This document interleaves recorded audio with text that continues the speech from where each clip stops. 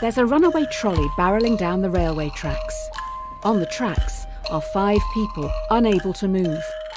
You're next to a lever. If you pull this lever, the trolley will switch to a different set of tracks. However, you notice there is a person on the other track. What do you do? The trolley problem is a moral conundrum that explores the greatest hits of ethics. The morality of choice, the greater good, and does the end justify the means? The specifics of the exercise change, but the core premise remains the same.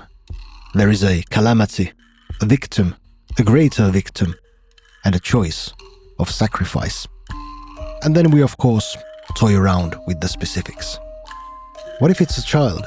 What if it's a sickly, obese man? What if it's a doctor that can save lives? What if it's a doctor against a child? What if it's 100 convicts against a group of elderly? When taken into its logical extremes, the trolley problem becomes in its own absurdity a form of critique. Life can't be led by just knowledge, quantified by rigorous thought, debate, and argument. We are not disembodied logical entities who operate under some predetermined axiomatic template. We're messy and illogical.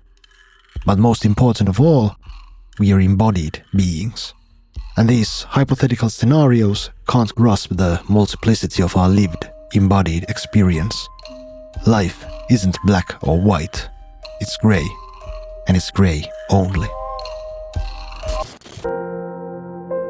As a recovering metaphysics abuser, I hate these types of questions and thought experiments. It's because the morality embedded in life isn't about min-maxing some pre-qualified and quantified moral codex to the T. Life is made of the consequences of our choices, how we cope and adapt ourselves to the choices we make. The trolley scenario is just an excellent social tool to deep dive into a series of moral arguments, a way to detect and maybe avoid all the people who are really into stuff like this. That said, there is a more personal reason I despise the trolley problem and its ilk. And because I need to know these things. I'm what you'd call a opinionated person, where you'd feel particularly nice that day. My mind is full of tidbits, advice, opinions, explanations, and I do struggle to leave them unvoiced. I'm a mansplainer, ready to remove the misogyny from the concept. I am the splainer. And though I've tried over the years to rid myself from my besserwisser tendencies, I seem to be a creature of habit.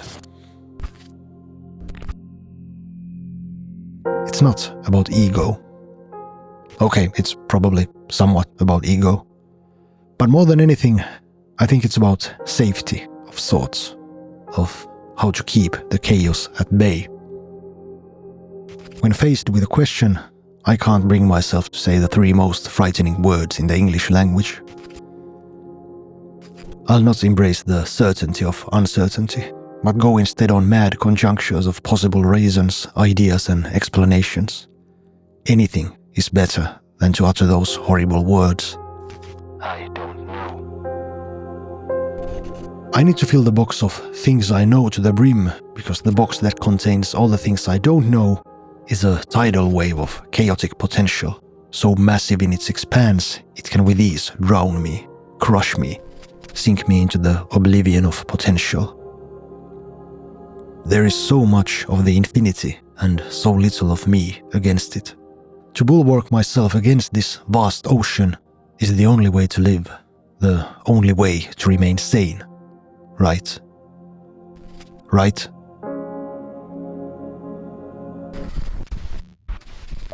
Let's return to the trolley problem and update it for a bit.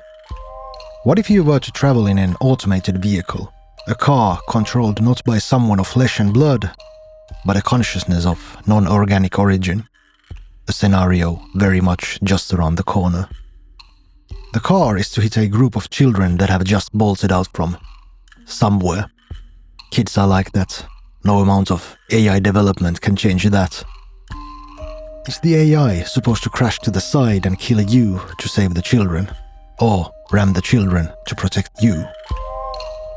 Why? Because you're the owner of the vehicle, the de facto passenger. Because you've sunk assets and capital into the machinery. By the virtue of ownership, it's to hold your life as a pre-axiomatic value, others be damned. That doesn't feel like a particularly solid moral claim. Would you step into a car ready to sacrifice innocent bystanders for your safety? Then again, would you step into a car that would literally throw you under the bus for the greater good, whatever the very non-human algorithm has deemed it to be? Would you trust something so moral?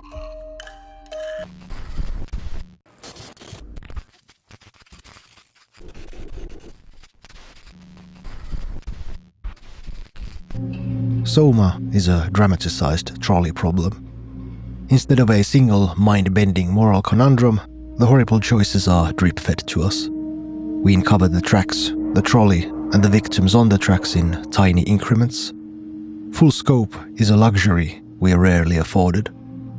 Soma's story explores many classic sci-fi tropes. What is the future of AI? How bad can we fuck things up if we mess with technology without proper humility? Can you copy consciousness given enough raw data and computing power?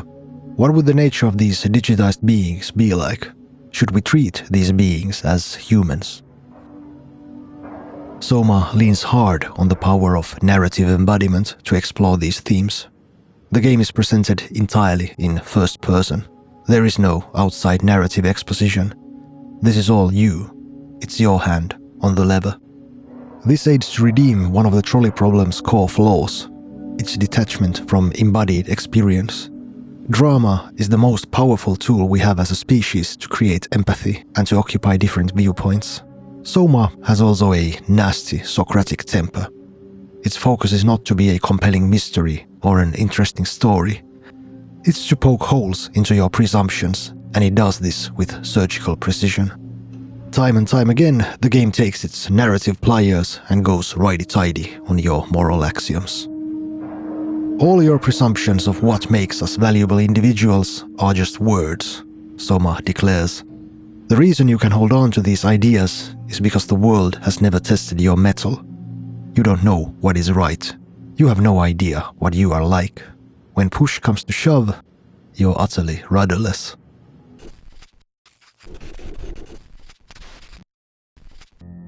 Soma begins in a basic apartment where we assume control over a basic guy, Simon. We discover through contextual hints we've had a car accident that has left our brain somewhat screwed. So screwed, we have kinnibicked ourselves into some sort of human trial for a new experimental treatment form. Our brain is scanned into a digitized form. The doctors run simulations of treatments onto the brain scan, and once a treatment is found, they can start to hack our one and only, quite rare and much needed brain. What could go wrong?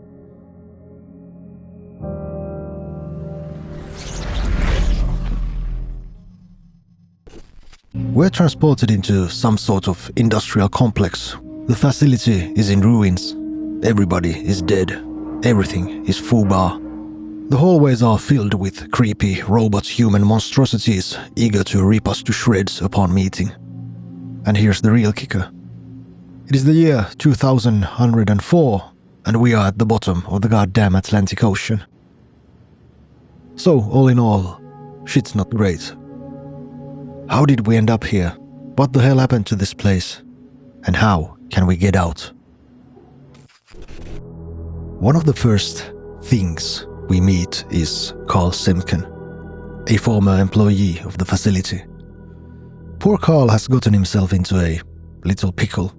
His body, or what remains of it, is stuck on a conveyor belt.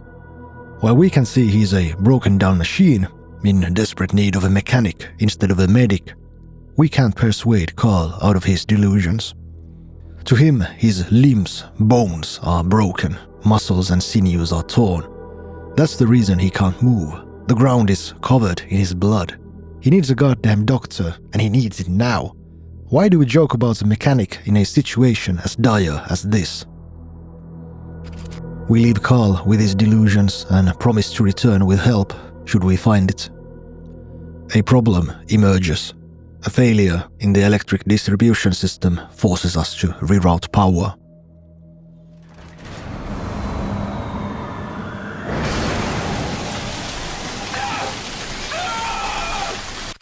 Jesus Christ.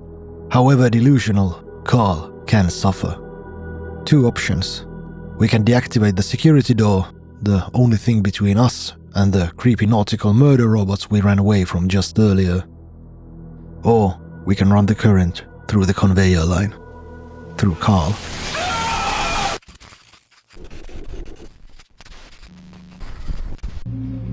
Later, we get trapped into a sealed room. The water floods in and... Shit! Where should I? Oh, fuck! we drown. But the mere act of drowning doesn't seem to bother us that much. Submerged underwater and very much undrowned, we continue to make our way forwards. This is insane! Our meeting with Catherine Chu forces us to swallow a couple more unnerving realizations. Dr. Chu isn't strictly speaking human, and neither are we. We are mockingbirds, digital consciousnesses who inhabit a mechanical body, brain scans within machines. We are no longer the Simon who sat in the chair 100 years ago. We are something different. A grotesque mashup of a diving suit, binoculars and some electronics. A horror strung together by a substance called structure gel. No more nails type sci-fi goop, capable to stitch together matter both organic and none. This delusion we embodied, our mind's willingness to maintain some sort of structural status quo, was so powerful, even drowning couldn't shatter it.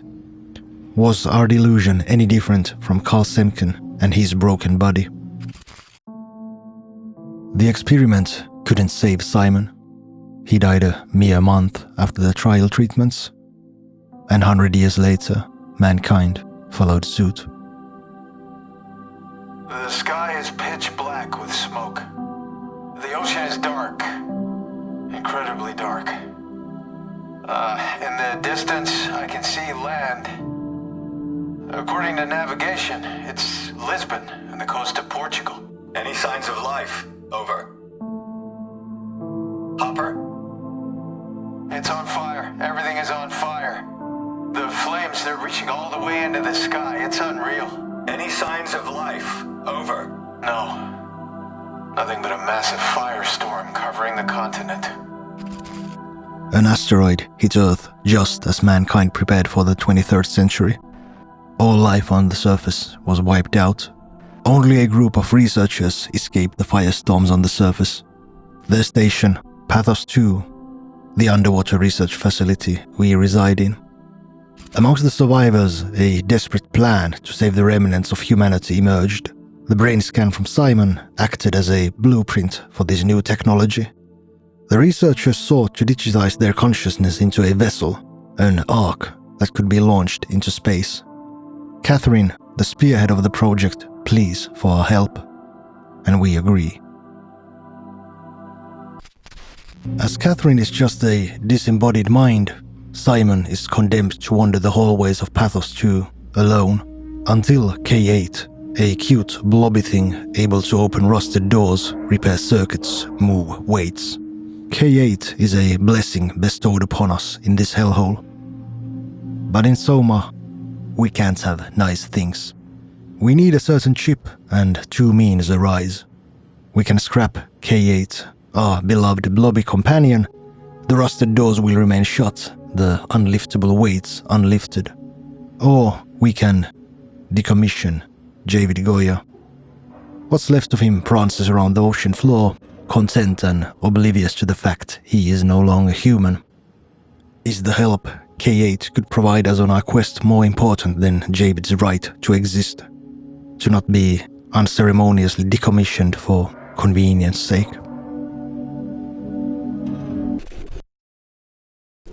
We meet Robin Bass, an engineer of the complex, on the ocean floor. She expresses concern for the Ark. Was the project successful? Did it work? Are we at the Ark? Would you have the heart to tell she's bound to a broken machine, marooned at the bottom of the ocean till the end of time? Distraught, we lie to her. This is the Ark. The project was a success. Everything is fine, and the others will join us soon.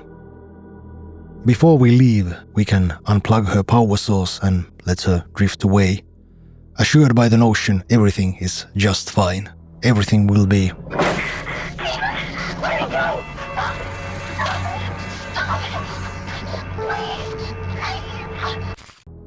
Or we can just go on and leave her. Do we have the right, a duty, to end her? How do we determine which kind of existence is worthy to experience? We need a code to reach an inner portion of the facility. The problem? This security code was handed down verbally amongst the crew, and now the whole crew is dead. But fear not, as a part of the Ark project, Catherine took scans of multiple crew members on the site. Amongst them, the last known bearer of the code, Brandon Warren. We'll just pop his consciousness inside a simulation and ask him about the code. Soon, Brandon realizes something is wrong. He freaks out and his mind breaks. The simulation crashes and Brandon is gone. We try again. Same result.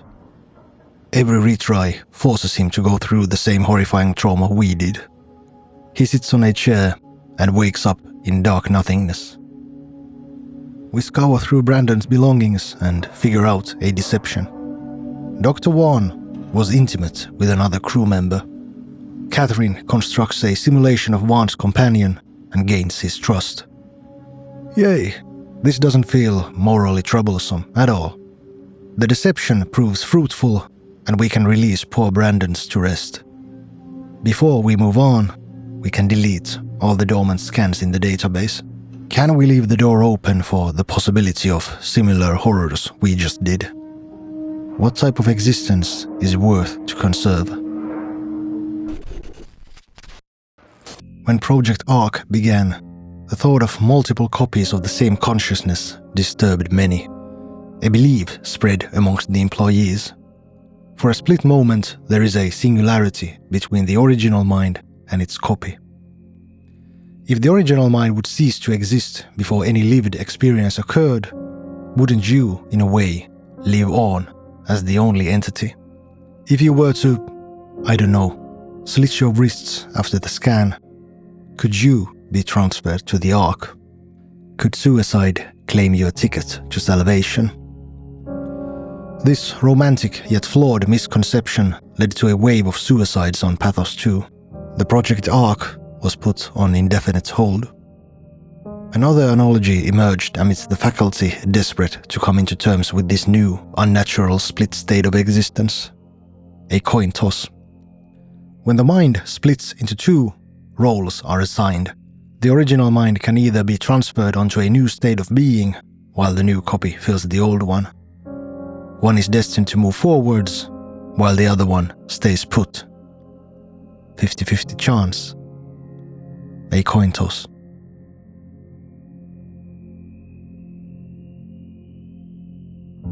There are no roles, no continuation of the self, no return into singularity.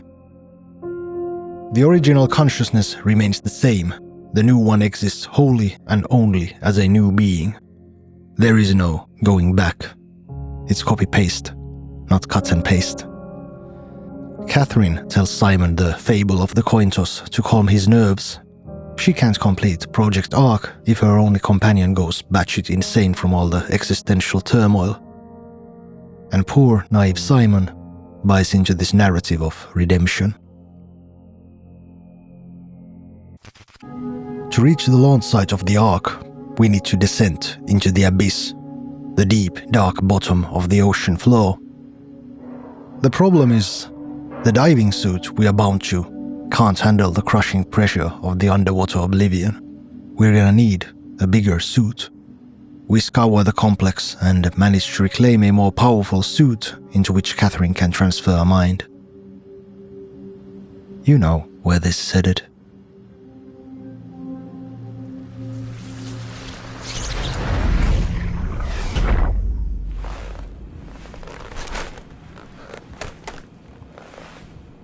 There must be something wrong. Can't you run a diagnosis or something? We are forced to make a choice. The old Simon, the just a few seconds ago us Simon, can't follow us. We are to descend into the abyss. The pressure of the deep would crush him. We either let him wake up alone and realize what has happened. We abandoned him to the depths and went on without him. Or we could just, he wouldn't suffer, he wouldn't know. What would be gained if we maroon him here? Are we not the same Simon who sat in the machine, plus then some? Would anything be lost if we pull the plug?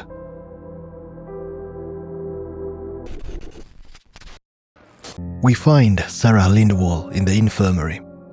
As the only survivor, the duty to guard the Ark fell on her. For months, she sat here, cut off from everyone, bound to life support, oblivious to the chaos above. Sarah holds the dubious joy to be the endling of mankind.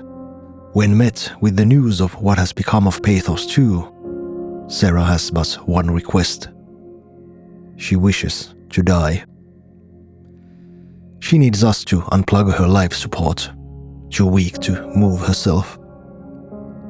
Should we show mercy and bring on the final extinction of man? Be there for her and watch as the final remnant of mankind draws her last breath.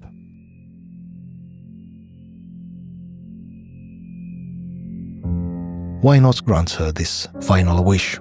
Is there anything left to accomplish? We can't rejuvenate mankind. That ship has sailed long ago. But we can decline her request. Decide the end of mankind is not ours to bring forth. Leave the lever unturned. The show must go on. And so we can just take the Ark from Sarah, walk away with her desperate pleas accompanying our final descent. Do we own some sort of allegiance to mankind? Are we indebted to go on, even when there is no one left and nowhere to go?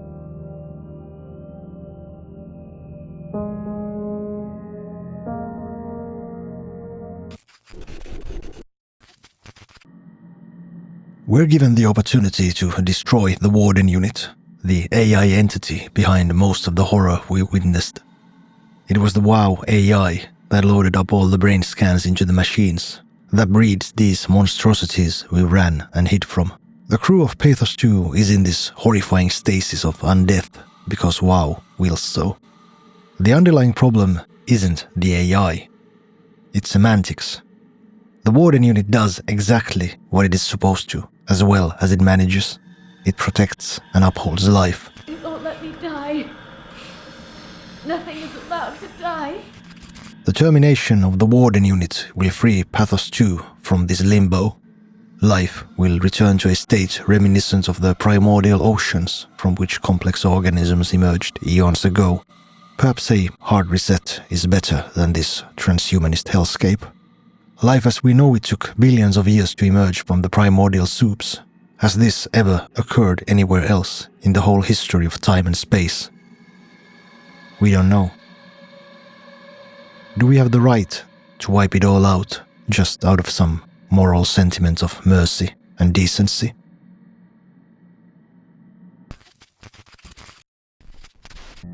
After all the hardships and moral conundrums, trolleys and levers pulled, Simon and Catherine upload themselves into the Ark and launch it, against all odds and a ticking clock. Yeah, we made it!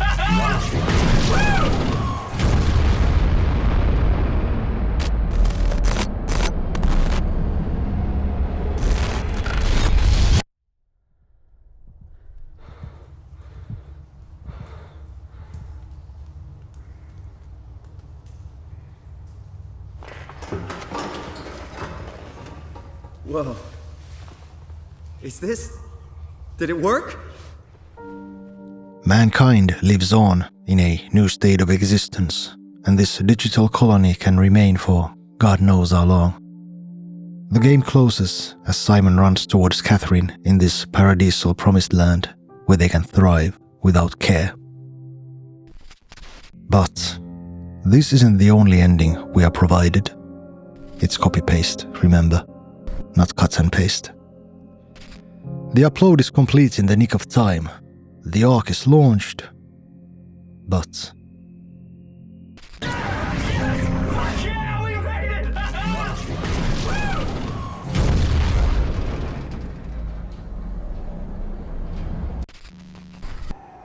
I'm still here. Catherine? Catherine? I'm here. What the hell happened? What went wrong? Nothing. They're out there, among the stars. We're here. We came all this way. We launched the Ark. Catherine and Simon are both safe on the Ark. We're gonna die down here with those fuckers living at large on a spaceship. They're not us. They're not us. I'm sorry you feel that way, Simon. Fuck you, Catherine, you lied. And I believed in you, and I trusted you. You said we're getting on the fucking Ark. We are on the Ark, you idiot! I can't be responsible for your goddamn ignorance! You Fuck! Catherine? Please don't leave me alone. Catherine? Catherine?